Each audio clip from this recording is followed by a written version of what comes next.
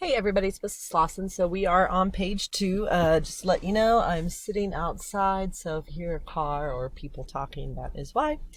All right, so second page of the pink page. So in this situation, we are going to graph our quadratic function, actually given some data points. So the first thing we're going to do is we're going to graph the y-intercept. So that's where our graph hits the y-axis. The next thing I'm going to do is graph the x-intercepts, so where it hits the x-axis. And then the last thing I'm going to do is graph the vertex, which, just a reminder, that is our lowest point on the graph. So that's at -1, -9.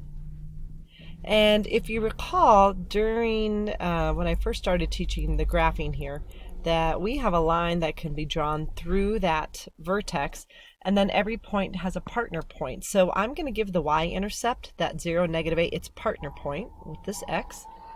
And now I'll quickly just connect the points. Okay, so the first thing we're going to do is we're going to find the average rate of change from the y-intercept. So that was that 0, -8. To the positive x-intercept, so that's 2, 0. So again, just remember, we're going to put our sturdy x's on the bottom, and their respective y's will go above. And my denominator becomes 2. When I subtract a negative, then it just becomes a positive, so it'll become 0 plus 8, which is 8, and 8 over 2 is 4. So there is my average rate of change. Next part, we need to go over where it's positive, so that's this highlighter bit from here to here and here to here. So if I write in the other key points for my arrows, then let's write these in, my x-intercepts, which were provided to us, and then my first positive interval is from -infinity to -4, and then the second one is from 2 to infinity. All right, next we are going to write the equation, and we're going to first check to see if we can do this in our quick, easy way. So just a reminder, there's x there. It will be a squared because we have a parabola. And if I look at how my vertex got to -1, -9, I went left 1, so that'd be a +1. And we went down 9, so that would be -9. And now all I'm going to do is check to see if from my vertex, if I go over 1, okay, that's this little highlighted piece, can I go up to a nice easy point? And we can. We can go up one nice easy point, so that'll be this, and it will stay a positive one because our shape did not flip. All right, let's talk about the domain. So the domain, if you remember, is our smallest x to our biggest x. So we're going to have a -infinity to infinity. And then our range is going to be our smallest y to our biggest y. And that will be from, let's see, -9 to infinity. And my -9 got a little cut off here. So -1, -9, that's where I was looking. All right, and behaviors, you will need to remember how to write this. It's been a while, so it's the LIM with x arrow -infinity. And we'll fill in the blank here in a moment, and then I'll repeat it, but I'll have x with an arrow to infinity. And where I'm going to look is if my graph keeps getting smaller and smaller and smaller. So if I go to where x is the left, -infinity, what is that y value? So I get an infinity. And then if I check the other side, if x is infinity, what did I write for y? And that is also an infinity. Whoops. Okay, there's end behavior. Last one is where is the function increasing? So if I take my graph from left to right, it is increasing in this stretch right here, that's orange. So that is going to start at -1 and work its way to infinity. And just a reminder, increasing and decreasing are always parentheses. So there is this page, or the top part. Number 4, we're given that f of x, so that's the blue shape that you see here, that's the parent function. We're going to answer the following questions. So first, is there a flip or no flip? Yep, there's a flip. So when I start to write the equation, that's a negative. what's the stretch or compress? I'm actually going to do that last. And then how do I go from my vertex to where my vertex is now? And I end up going left 4. And I go up 6. So that means I can do x plus 4 and plus 6. There's my squared because it's a parabola. And now I just want to see if I can find that a very simply. So from my vertex, if I just go over 1, how many can I go up or down to get to a nice easy point? And I can go down 2. So joining that negative, actually I'm going to put the negative here, is a negative 2. And now we have written the equation, and I guess they want it for g of x, so we could write g of x. All right, so finishing this up, there was a stretch or a compress of 2. We went left 4, and we went up 6. All right, let's go to the back. So on this page, this is exactly how it's going to be set up on your test. I'm going to try to multitask. So the first thing on the first question is the only directions say to solve. There is more than one type of x, so I'm going to try to factor it. Noticing there's not a GCF, I'm going to go straight into my x. So I need factors of 14 that make the 15, and that will be a 1 with the 14. And then just a reminder, these are the factors of the neighbors, and 2x and x, when these multiply, we start to get our first neighbor. Now, when these numbers multiply, that's to get these numbers on the side of our x, because together they will make that 15x. So 2x will have to make the 14x, and the regular x will have to make the 1x. So following my loops, 2x times what makes 14x, and that's a positive 7, and then 1x, or I'm sorry, x times what makes a 1x, and that's a positive 1. Now we are solving, so when we are done, we will set each factor equal to 0. On the one on the right, I'll just subtract the 7. For the one on the left, after I subtract the 1, and then I divide by 2, here is my other answer.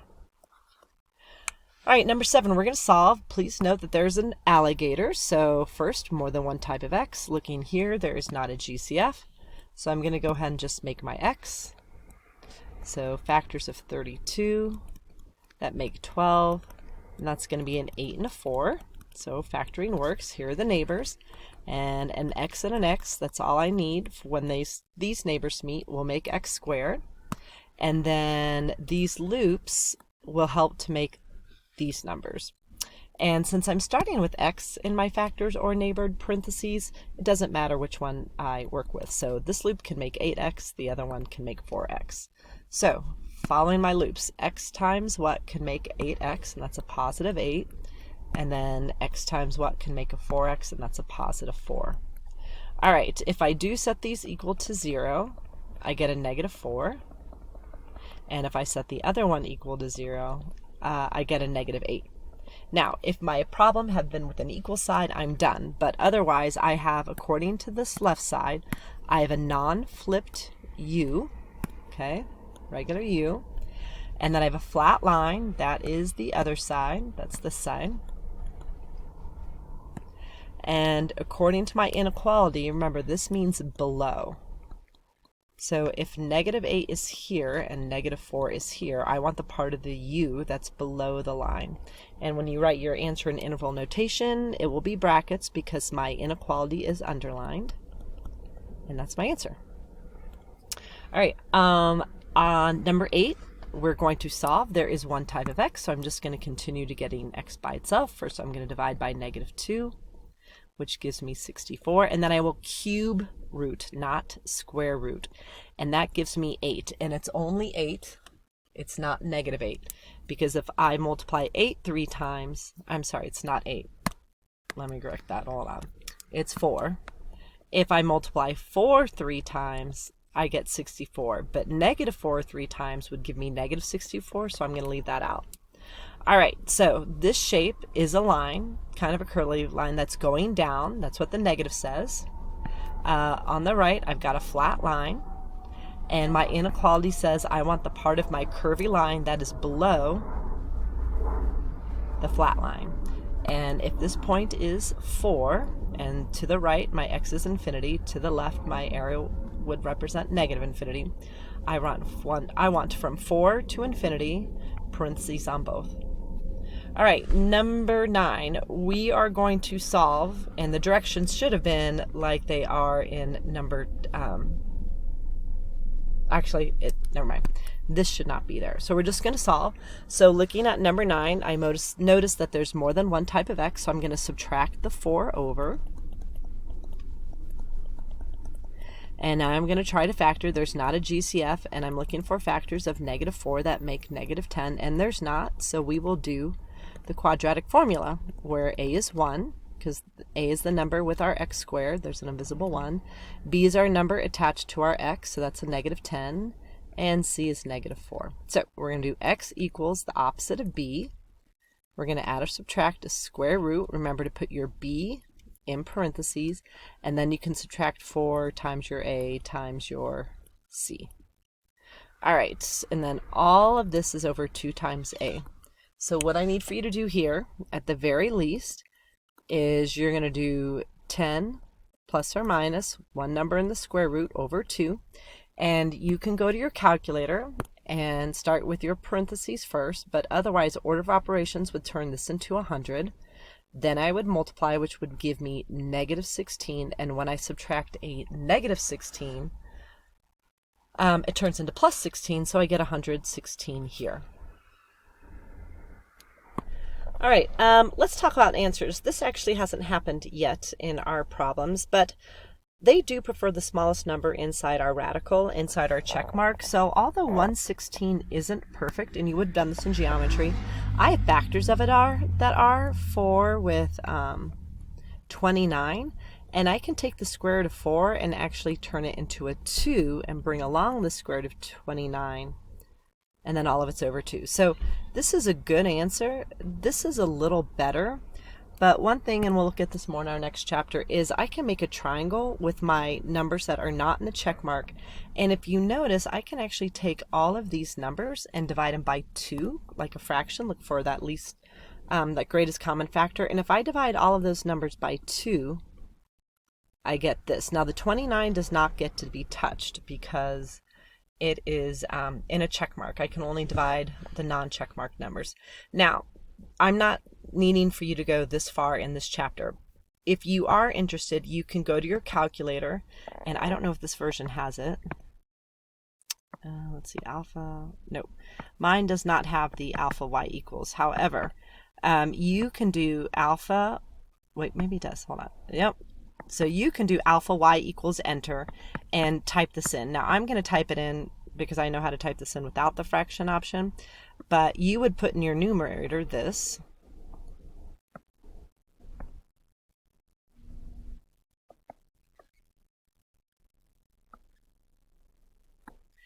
and then all of this would be divided by my denominator. So, whoops, I don't need that number. And so one decimal that I get is 10.4. And then I could repeat that. So you guys would hit alpha y equals enter and just retype it in. But my other answer is going to be this negative 0.4 if I round. So it's really up to you what you want to do with your answers. All right, let's finish these 4. So this video is going to be a little longer. All right, the first thing I want you to do on this problem is I want you to turn it from,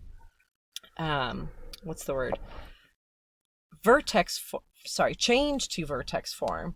So that means if we looked at our little map, which is not on here, I would be completing the square.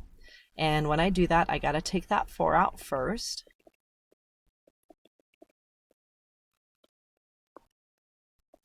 And I'm going to take this number, even though it's not as easy to work with, I will take this number, cut it in half, and then I'll square it, which, you know, you can do on your calculator. No big deal, which equals 2.25. That's the number that's going to go in here. And then when I bunny hop and multiply 4 with 2.25, I get 9. So when I'm ready to write my answer, the number in front of my parentheses will be 4. If I have -3 and I take away 9, that's a -12. And then I'm going to have an x. Now, whoops, I forgot to put my squared here. Whatever's in front of the squared is what will go here, so that is a positive 1.5. All right, you decide how you want to solve. You can try to factor it. You will find that it does not factor, so you could do the quadratic formula, which I think is a big pain. Otherwise, if you remembered, this equals 0. So what you could just do is, now that we have more than one type of x, I could actually just isolate. Whoops, and I put that line in the wrong spot. Hold on a second. So what I could do is just isolate. So first move my 12 over. I really don't have a lot of room. And then I could divide by that 4. And then I could take the square root of 3. And for this one, I am just going to turn it into a decimal when I square root. All right, I had to pause for a moment. So we have this equation now, and I will have to get rid of the squared, which means I will square root both sides. And when I square root the left side, I'm going to move over here. I'll just have this. And when I take the square root of 3, I will have a positive version of I think it's 1.7. Give me one quick second. Let's see.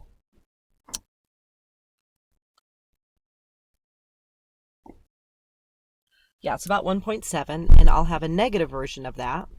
And then all I have to do is subtract 1.5 from both of those. So my two answers, shoving them all the way over here, one of them is a 0.2, and the other one is going to be,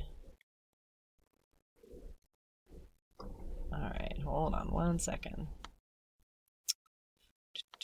negative 3.2, yep, okay. All right, next problem, we're going to do the same thing. We are going to change from vertex form to factored form, and then you decide how you want to solve.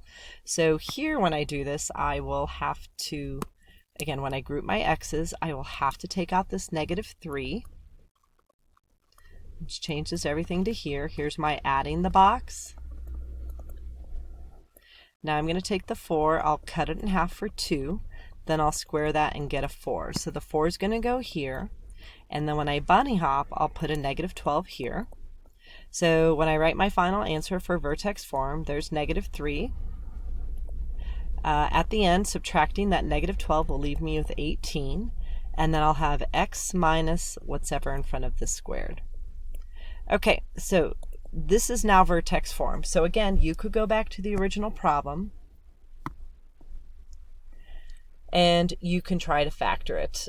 There are not going to be factors that work, so you would have to go to the quadratic formula. So it's actually just going to be easier if we go with this method. And again, one type of x, I can subtract the 18 first, then I can divide by the negative 3, and now to get rid of the squared, I'll square root both sides, and the square root of 6 is going to be, let's see, I'm going to just do the decimal version. So when you do that, you're going to get a positive version of 2.4 and a negative version of 2.4. And then I'll just move that 2 over here by adding. And so one of my answers will be 4.4 and the other one will be negative 0.4. Okay, since I'm here, I'm just going to do 13 and then we'll move to 12. So 13 wants you to change from vertex form to standard form, which is the neighbors meets the neighbors. So we're going to start there.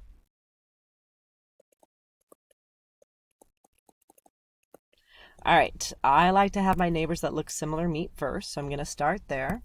So I'm going to get distribute, I'm going to get an x squared and a 3x. And I'll have the other neighbors meet, get another 3x with positive 9. So when these neighbors meet, I get this. But what I don't want to forget about is this negative. So first, the negative, all the neighbors have to meet first. And then I'm at negative x squared minus 6x minus 9. But then I don't want to forget about this minus 10. And then I can combine some more like terms to get this problem. And that's all you had to do here, was get it from vertex form to standard form. All right, last one, and then this video is done. So In this one, we are going to factor first, and then I want you to solve it. And you can solve it however you want. But first step of all factoring is there is a GCF. I could divide everything here by a 4. And then what I want you to see for factoring, that this is a difference of squares. I know the square roots of things. So joining the 4 can come by 2 parentheses super quick. The square root of x squared is x, and that will go first. And the square root of 9 is 3. That will go second with a plus or a minus. Now, I would probably solve it in factored form. And you only need to take the factor that has an x with it. I don't have to worry about the 4 because I won't solve for 4. I'm going to solve for x. So on the one on the right, I'll add 3. The one on the left, I'll subtract 3. And that is our video for the second page.